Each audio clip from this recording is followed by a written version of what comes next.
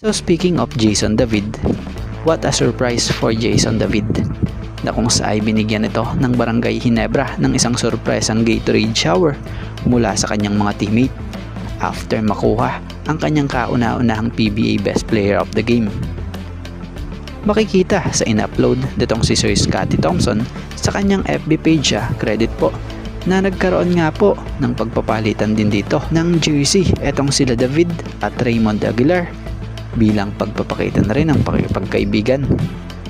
So si Jason David nga, kamakailan lang, na-activate mula sa reserve list upang pumalit kay veteran LA Tenorio na siyang mismong nagdesisyon at nagpaalam pala kila Coach Tim na pagtutuunan muna raw nito ang kanyang coaching duty for Gilas Pilipinas Boys para sa FIBA U16 Asia Cup SIABA qualifiers. So mabalik tayo kay Jason David. Matatandaan ang dating Lyceum Pirates players na ito.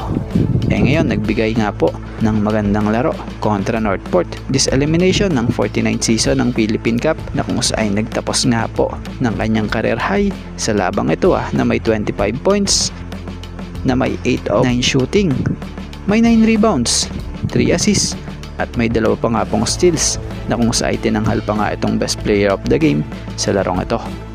Na kung saan panay papuri pa nga rin po ang tinanggap raw nitong si Jason David kay Coach Tim. Actually nga raw batay pa sa isang naging pagkakaintindi natin dito sa pahayag nitong si Coach Tim kung sa Tagalog, actually nga noon pa nga raw nila talaga gusto i-activate si Jason David, kaya lang walang pagkakataon dahil kailangan nga rin raw sa kanilang team ng veterano like LA Tenorio. At para kay Jason David, masaya raw ito, syempre nakabalik ulit siya sa lineup. Yun yung pinagdadasal niya ng pamilya niya na makalaro ulit siya.